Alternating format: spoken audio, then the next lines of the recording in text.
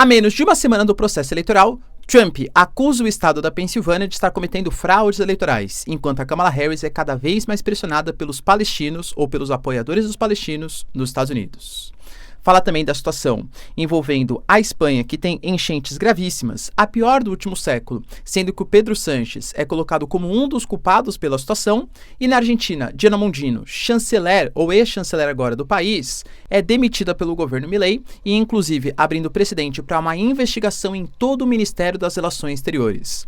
O que está acontecendo na chancelaria da Argentina? Falar um pouquinho também, pessoal, sobre a situação do Brasil, que inaugura o local onde vai acontecer a cúpula do G20, prometendo ter debates abertos e bastante polêmicos na cúpula agora de novembro, e falar também de Israel. Benjamin Netanyahu, falando ali para jovens oficiais do exército israelense, garante que o objetivo principal é impedir que o Irã tenha acesso às armas nucleares. Só que o Irã também promete respostas antes das eleições americanas e está vindo aí, segundo palavras do próprio Lavrov, um acordo histórico de defesa entre Rússia e Irã. Como que isso impacta Israel? Falar um pouquinho também, pessoal, sobre a situação no momento entre Estados Unidos, Coreia do Sul e Coreia do Norte, com a Coreia do Norte tendo feito o lançamento de um míssil balístico que é colocado pelo Kim Jong-un como a arma mais poderosa do planeta, pelo menos dentre as armas estratégicas. Com o míssil tendo capacidade, inclusive carregado de ogivas, a atingir todos os pontos do território americano. Coreia do Sul e Estados Unidos respondem à ação. Falar também sobre a Ucrânia, que segundo o jornalista local, vem passando por um colapso ali das suas defesas, e também, cara, com Matthew Miller, que é o representante dos Estados Unidos, garantindo que os aliados não curtiram muito o plano da vitória do Zelensky. Ou seja, a Ucrânia aparentemente, segundo informações locais e também internacionais, está em maus lençóis. Se vocês querem entender um pouco mais sobre esses assuntos, e muito mais também sobre geografia, geopolítica, atualidades, política, polêmicas, enfim, tudo para você se manter sempre bem atualizado, já se inscreve no canal, deixa seu like, compartilha esse vídeo, que eu, professor Ricardo, conto muito com a sua ajuda. Belezinha? Para quem não me segue no Instagram, @prof_Ricardo Marcílio, e recado rapidinho aí da nossa parceira do canal. A bota Thunderbell é muito versátil, feita para uso urbano, tático, trilhas e até mesmo com EPI, pois possui CA. Possui um sistema anti-perfuro feito de material balístico que protege seus pés de pregos, vidros e outros objetos perfurantes. A sua palmilha garante maciez e conforto similar a um tênis, mas tem muita resistência na sua construção, com um solado colado e costurado que resiste até 300 graus. O couro no book é fácil de limpar e a bota é muito ventilada, garantindo extremo conforto. É 100% nacional e vem com 180 dias de garantia contra defeitos de fabricação. Então clica no link que está na descrição e usa o cupom para um desconto especial para garantir já a sua bota Thunderbell. Bom, galera, então bora lá pro vídeo, ó. Como eu falei para vocês na introdução, a gente está às vésperas do processo eleitoral americano e com candidatos aí que são polêmicos, fazem umas falas um pouco atrapalhadas, enfim. É fato, cara, que numa eleição também tão disputada, qualquer movimento ali, qualquer deslize, seja da Kamala Harris, seja do Trump, pode impactar também no resultado final do processo eleitoral. E eu citei para vocês, por exemplo, que o comediante que foi convidado para o comício do Trump ter falado há menos ou pouco mais, né, de uma semana do processo eleitoral, piadas ali, mas contra movimentos de minorias, inclusive a galera de Porto Rico, é óbvio que isso influencia no processo eleitoral. Ah, professor, mas quem é trumpista, é contra o politicamente correto e tal, eu até concordo. Mas para o Trump vencer as eleições, ele não pode agradar somente o trumpista, mas ele também tem que agradar aquele cara que é um pouco mais de centro. É o cara que vota ora em republicano, ora em democrata, e que não gosta muito das políticas imigratórias, das políticas econômicas do governo Kamala e do governo Biden, por exemplo. Então, óbvio que isso afasta o eleitor mais moderado, vamos colocar assim. Em compensação, Biden, que chama todos os eleitores trumpistas de lixo, até tenta, né, se consertar depois, óbvio que isso impacta também negativamente para a campanha democrata. Só que agora, pessoal, o Trump, ele deu algumas denúncias, porque, como a gente sabe, né, existem alguns estados que praticamente já está decidido. Sempre uso o exemplo da Califórnia, por exemplo, que a gente tem certeza que a Kamala Harris vai ganhar.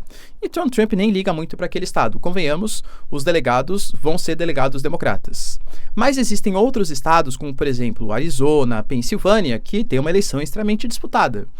E nesse momento, segundo Trump, nos estados, nesses swing states, estão acontecendo processos ilegítimos, principalmente na votação à distância. Sim, a votação por carta já começou nos Estados Unidos. E ele vem apontando uma série de irregularidades, colocando que o que está acontecendo, as fraudes que estão acontecendo nesse momento, estão acontecendo numa escala jamais vista. Lembrando que nas últimas eleições ele também não aceitou a derrota, né, que ele teve por Biden, alegando fraudes eleitorais no estado da Geórgia, tudo tal. E isso acabou culminando, inclusive, com a questão do Capitólio, com movimentos mais radicais aí, né? Quase é um exagero, claro, né?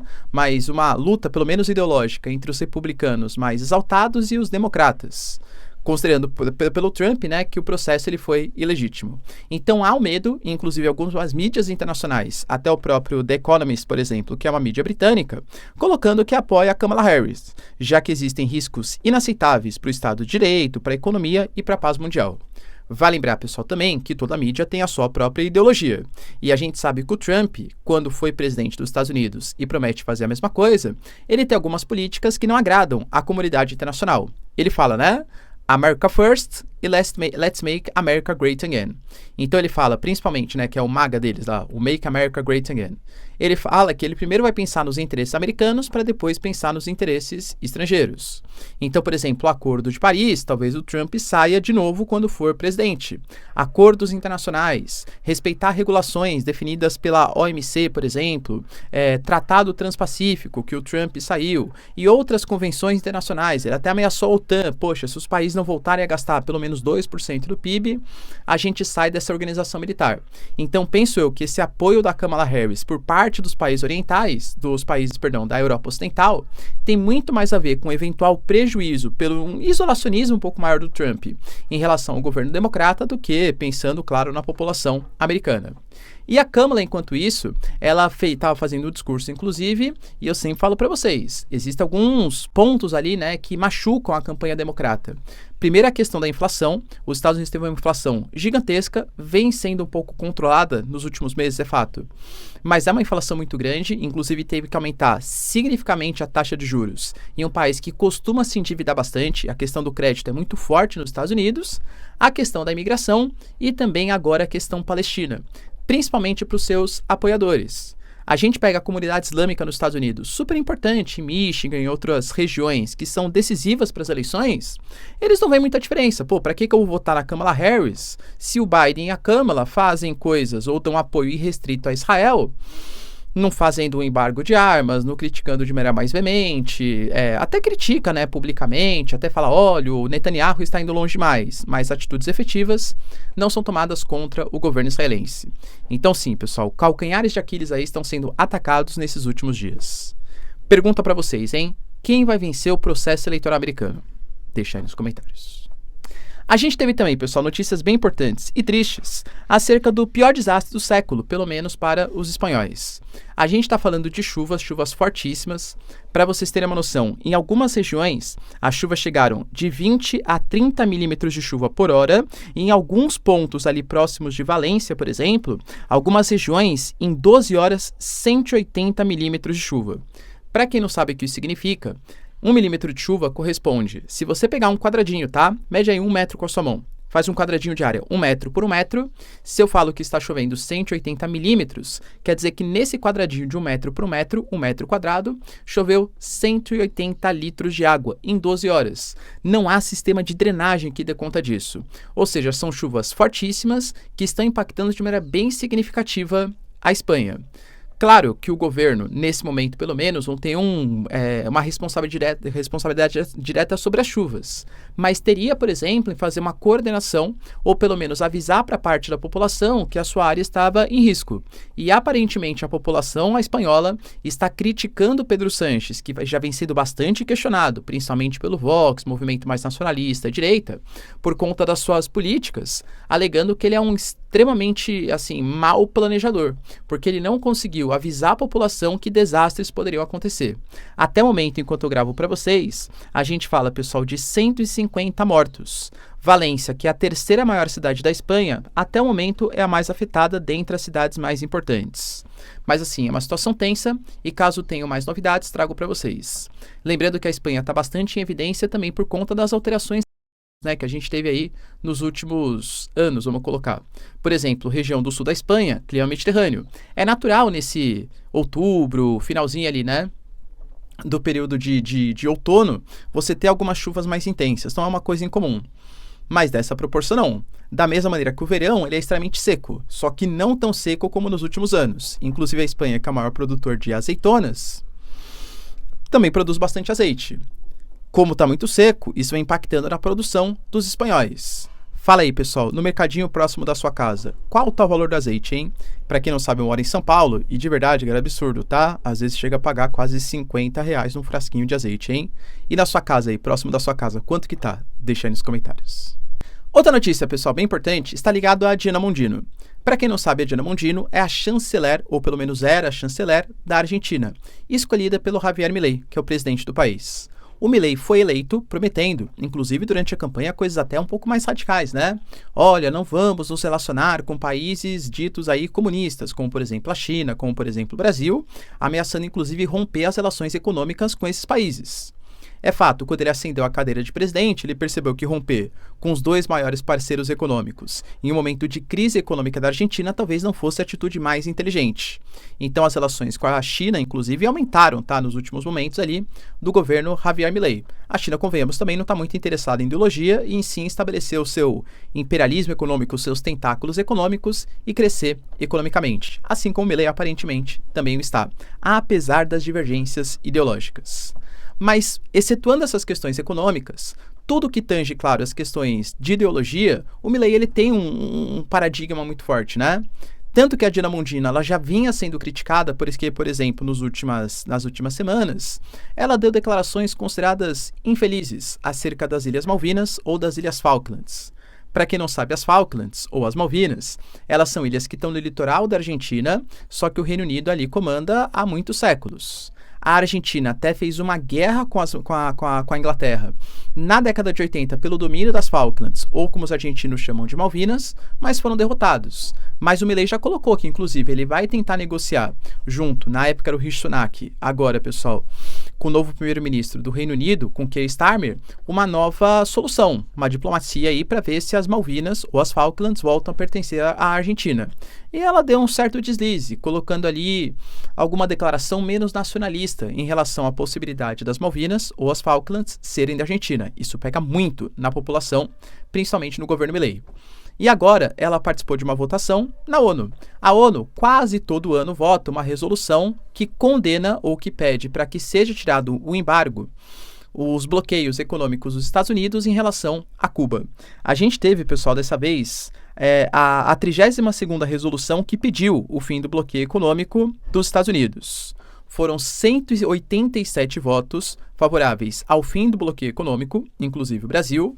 2 países votaram não, Estados Unidos e Israel, e um país se absteve, que é a Moldávia. Moldávia que está num processo ali de aproximação com o Ocidente e acho que não quis ferir muito, né, os sentimentos ali da União Europeia, dos Estados Unidos, acerca de uma questão polêmica, ou seja, votar contra os Estados Unidos em relação a Cuba. Mas percebam que assim, é um pensamento quase que uníssono. E Cuba teve grandes dificuldades nas semanas anteriores, até agora atravessa, né, com crise de abastecimento, a passagem do furacão e tal. E como existe o embargo, que basicamente fala que empresas americanas que negociem com Cuba podem ser alvo de sanções econômicas dos Estados Unidos, Cuba coloca todas as culpas das suas crises econômicas, crises sociais, no embargo econômico americano. Os Estados Unidos falam, não, mas eu não proíbo ninguém de fazer comércio com eles. Quer fazer, pode fazer. Então, Cuba negocia com outros países, livremente, tudo tal. Mas, claro, né? Cuba, para a gente saber quem está certo ou quem está errado, deveria tirar o embargo econômico, que é uma coisa que não faz mais sentido num contexto já pós-Guerra Fria. E não sou eu, Ricardo, que estou falando isso. São 187 países do mundo. Ah, não, professor, é que 187 países do mundo são comunistas. Para, né? Tá? Não tem sentido isso. Eu até acho, galera, que, claro, a principal culpa da crise econômica, a crise social que existe em Cuba não é exatamente só do embargo econômico. Pode dar uma contribuída, mas não é o principal fator. Mas, enquanto houver um embargo econômico, vai continuar com a Cuba usando isso como bode expiatório para as situações, tá? Enfim, independente dessa situação, a Diana Mondino ela votou a favor do fim do embargo econômico. Só que isso desagradou muito o Javier Milei. Segundo as suas palavras, tá? Nosso país se opõe à ditadura cubana e se manterá firme na condenação de uma política externa que condene regimes que perpetuam violações dos direitos humanos e das liberdades individuais. Por isso, a demissão da Diana Mondino. Inclusive, faremos uma auditoria sobre todos os funcionários de carreira do Ministério das Relações Exteriores. A Diana Mondino sai da cadeira de chanceler, responsável pelas relações exteriores, e entre o Gerardo Erten, que é ex-embaixador da Argentina nos Estados Unidos. Ou seja, pessoal, Milei aparentemente não ficou muito satisfeito, né, com essa postura das relações exteriores da Argentina em votar a favor dos cubanos e promete também fazer uma perseguição, entre aspas, ideológica, uma limpeza ideológica, vamos colocar assim, também nos entes do Ministério das Relações Exteriores. A gente tem também, pessoal, notícias bem importantes sobre a inauguração, a revitalização, na verdade, né, do Museu da Arte Moderna, que vai ser a sede da próxima cúpula do G20, lá no Rio de Janeiro. Então participou ali, né, membros do governo, Mauro Vieira, membros ali do Senado, do Congresso e tal.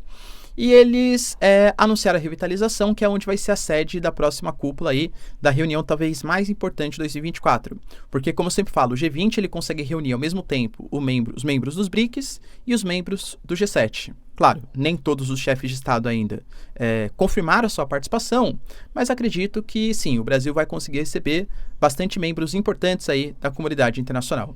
E o Mauro Vieira, como sempre, aproveitou a situação para falar quais são os objetivos. E nem falou sobre a Aliança da Fome dessa vez, hein? Que é um dos princípios que o Brasil está lutando também. Mas falou da reforma da OMC, do FMI e do Banco Mundial. E claro, não falou da ONU, mas deu a entender. Colocou que essas organizações foram criadas num contexto pós-Segunda Guerra Mundial. E que a OMC não, né? Mas a OMC ela descende do GATT e o GATT sim foi no contexto pós-Segunda Guerra. E que essas organizações foram criadas quando 50, 40 países participavam do processo de escolha. E era um mundo com suas complexidades para aquele momento. Só que hoje, o mundo do século XXI, a gente tem mais de 190 países que participam do processo de votação e precisa de uma reforma nessas instituições. O Brasil pede, inclusive, uma nova carta da ONU para exatamente regular esses novos mecanismos internacionais. O Brasil, por exemplo, recentemente teceu críticas à OMC, que é a Organização Mundial do Comércio, alegando que ela deveria permitir que países pobres, ou países do sul global, países em desenvolvimento, praticassem um pouco mais de protecionismo do que os países desenvolvidos, alegando que os países pobres têm que proteger a sua indústria, a sua economia, enquanto os países ricos já exploraram muito ao longo dos séculos os países subdesenvolvidos, então não merecem alguns privilégios econômicos. Mais uma vez, o Brasil batendo na tecla da reforma dos organismos multilaterais. A gente teve também, pessoal, notícias bem importantes do Benjamin Netanyahu. Sim, o Benjamin Netanyahu ele participou hoje de um discurso para os novos oficiais das Forças Armadas de Israel. E, dentre outras questões, ele ressaltou a importância histórica da organização, das Forças de Defesa de Israel e garantiu que o objetivo principal de Israel nesse momento é impedir que o Irã tenha acesso às armas nucleares. Vale lembrar, pessoal, que o Irã ele tem o seu programa nuclear, isso a gente sabe, só que ele alega, pelo menos até o momento, que é para fins pacíficos. Eu não acredito mais. A ONU, os organismos internacionais, até acreditavam até 2018. Vale lembrar, pessoal, que em 2015, o Obama, em conjunto com outros países, assinaram um acordo ali com o Irã. E esse acordo permitia vistorias internacionais da Agência Internacional de Energia Atômica em troca de fim de algumas sanções do Irã, participar do comércio mundial de petróleo. Só que quando o Trump ascende à cadeira de presidente, ele fala que o Irã não estava respeitando os limites de enriquecimento de urânio e que o fim das sanções contribuíam para o fortalecimento de um inimigo dos Estados Unidos e também de Israel no Oriente Médio. Acabou o acordo e começaram as rivalidades cada vez maior. Nesse momento, a ONU já fala de um enriquecimento de urânio acima do permitido. Ou seja, segundo a ONU, o Irã já, segundo a ONU, a IEA, o Irã já teria a capacidade de fazer as suas próprias armas. Penso eu que é um pouco mais complexo o processo. Algumas fontes, não muito oficiais, colocam que o Irã já está fazendo inclusive testes nucleares. Se existe ou não, penso eu que ainda não existe, e pelas próprias palavras de Israel, e convenhamos que as informações de Israel, do Mossad, são muito mais precisas que as minhas informações, também não existem, porque o Netanyahu falou na condicionante do futuro, né? Olha, a gente vai impedir que o Irã tenha as suas futuras armas nucleares. E isso pode ser muito facilitado, por conta dos ataques que Israel fez contra o Irã. Como eu falei para vocês, não foram ataques tão fortes do ponto de vista simbólico, porque não atacou líderes militares, não atacou pontos de infraestrutura de petróleo de grande relevância, não atacou, por exemplo, programa de enriquecimento de urânio, que era o medo que o Irã tinha e de toda a comunidade internacional, mas atacou sistemas de defesa, sistema S-300. mais ou menos Israel colocou: a gente consegue atingir todos os pontos do território do Irã. E agora, sem o seu sistema de defesa, de maneira muito mais fácil. Hoje o Irã está exposto, pelo menos até revitalizar, claro, o seu sistema de defesa aérea. Ele deixou bem claro também, pessoal, que nesse momento Israel tem total liberdade de ação e pode chegar em qualquer lugar do Irã, dando a entender que não vai ser limitado por organizações internacionais ou por outros países, inclusive os Estados Unidos. A Linda Thomas Greenfield criticou a postura de Israel. A ONU, por exemplo, critica os ataques de Israel contra as tropas da UNIFIL, criticou, por exemplo, a proibição que Israel fez para a entrada da UNRWA, que é a organização da ONU especializada na questão dos refugiados palestinos, dentro do solo israelense. Segundo Benjamin Netanyahu, isso não vai afetar Israel. Mas vale lembrar também que o Irã, apesar das ameaças israelenses, já avisou que vai fazer uma retaliação. Como, não sabemos ainda. Mas, segundo o Irã, vai ser como, onde e na intensidade que eles acharem melhor, tá? Inclusive, fontes não oficiais iranianas garantindo que isso vai acontecer antes das eleições americanas, até para dar uma certa desestabilizada, ou seja, nos próximos 7 dias. Será? Não sei. Fato é também que hoje o Sergei Lavrov, que é o responsável pelas relações exteriores da Rússia, deixou bem claro: a gente fez uma aproximação com Rússia e Coreia do Norte, um acordo de defesa sem precedentes. Coisa muito parecida deve ser feita com os iranianos.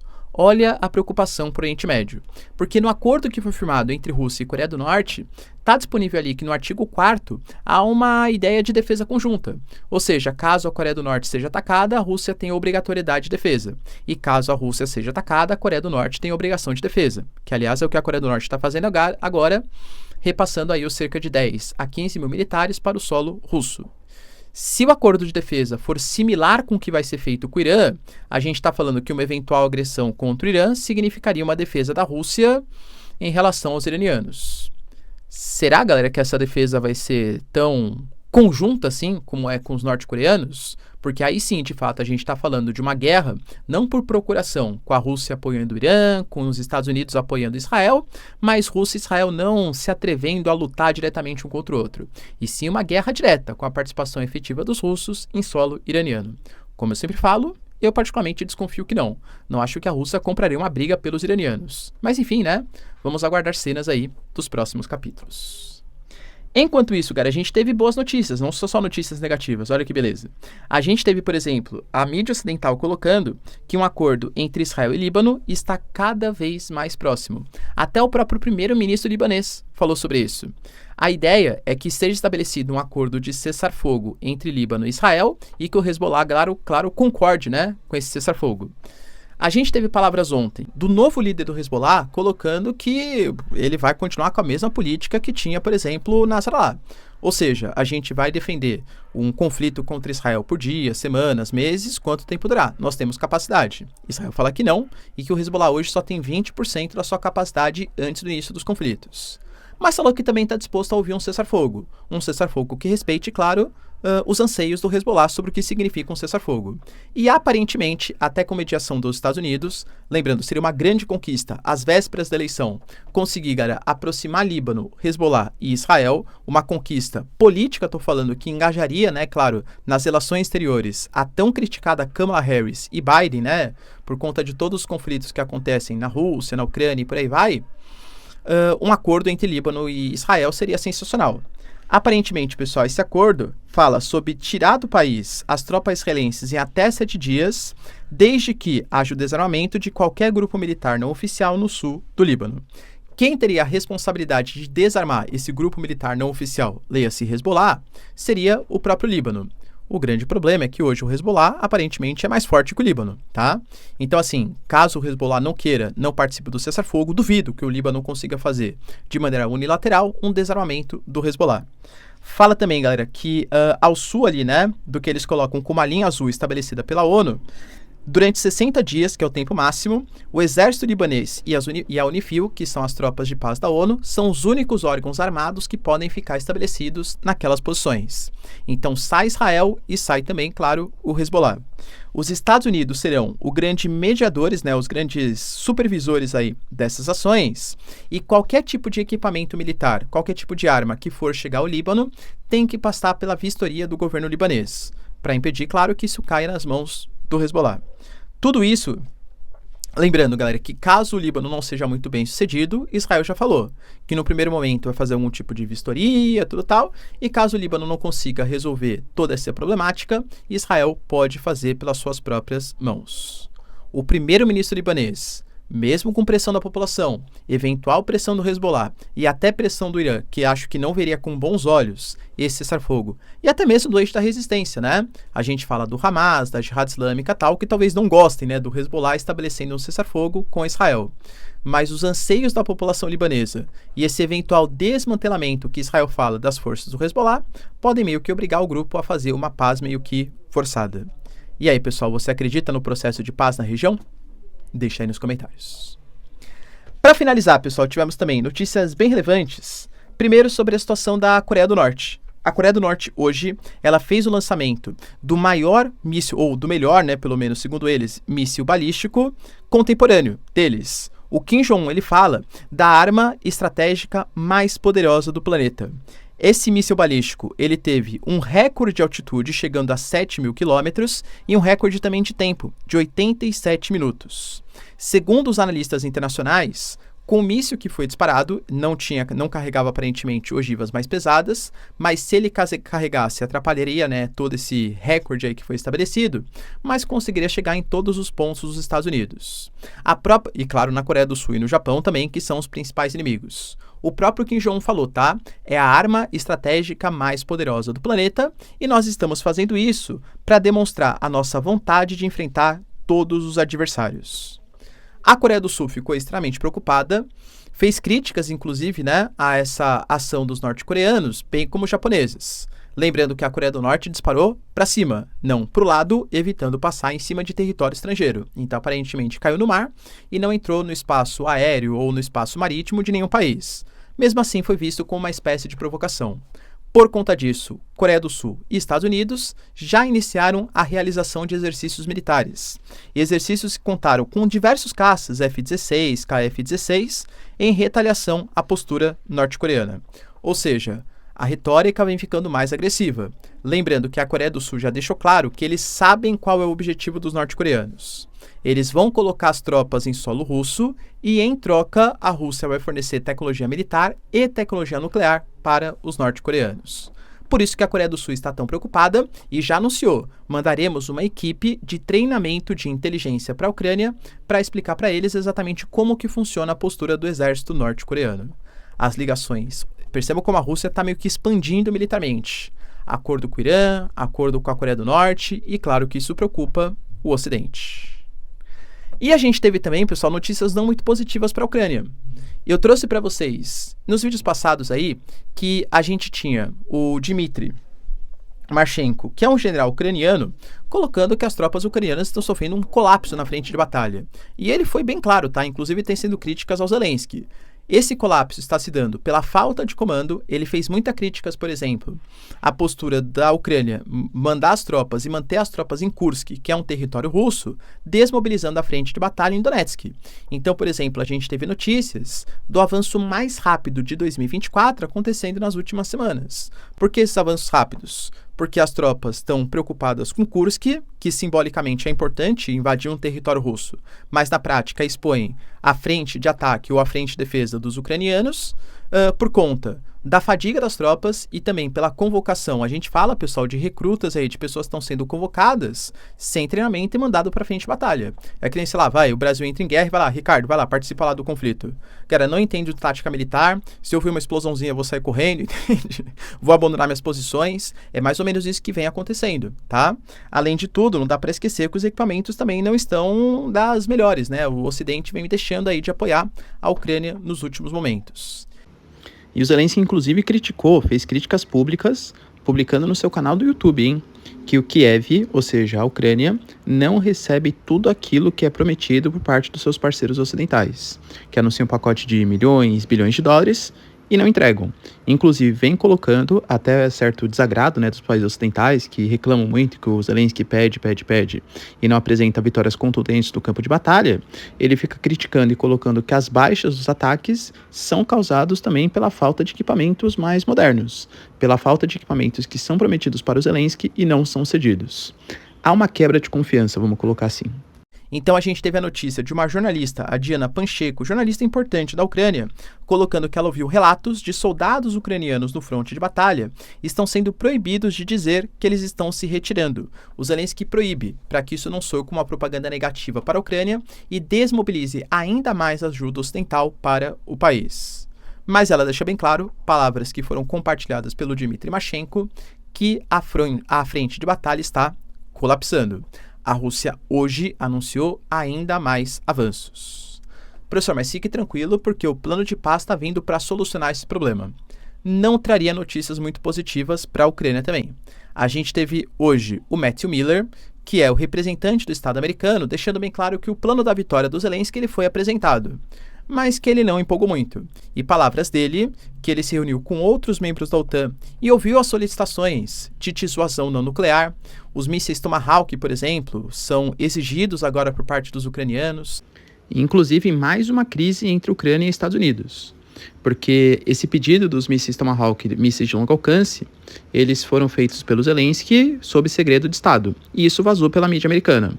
O Zelensky está culpando a Casa Branca, falando que, então quer dizer que entre parceiros não existe nada confidencial, porque supostamente os Estados Unidos teriam liberado isso para a imprensa, porque haveria manifestação pública da opinião pública americana e uma resistência em oferecer esses mísseis. Então Zelensky acha que existe uma conspiração ocidental, principalmente dos Estados Unidos, para a não cessão dos mísseis de longo alcance. Além de outros mísseis de longo alcance, compartilhamento de inteligência, o comprometimento que a OTAN seria obrigado a aceitar a Ucrânia em um futuro próximo, isso não empolgou muito os membros da OTAN. Então Matthew Miller fala que ele vê com uma certa preocupação essa empolgação do Zelensky a respeito do plano da vitória, porque não vê, pelo menos em curto prazo, como uma solução para a paz. E aproveitando que a gente está falando sobre reclamações do Zelensky, ele também vem criticando a postura do Ocidente, porque ele alega que, pelo menos por enquanto, já existem militares norte-coreanos. Esses militares norte-coreanos devem entrar na frente de batalha em um futuro próximo, segundo palavras do Zelensky, e o Ocidente não fez nada. Existe uma reação nula. E que se o Ocidente não fizer nada, o número de soldados norte-coreanos só vai aumentar para 3 mil, para 10 mil, para 100 mil, e o Ocidente vai ficar calado temendo alguma retaliação dos russos e da Coreia do Norte. Ou seja, o Zelensky abriu a boca para reclamar do Ocidente. Ou seja, a situação ucraniana vai ficando complicada. Jornalistas internos e também analistas internacionais colocando que há um certo colapso na frente de defesa dos ucranianos. Beleza, pessoal? Deu para entender os principais acontecimentos? Se vocês curtiram o vídeo, então, já deixa seu like, se inscreve no canal. Tamo junto, beijos, abraços e tchau, tchau.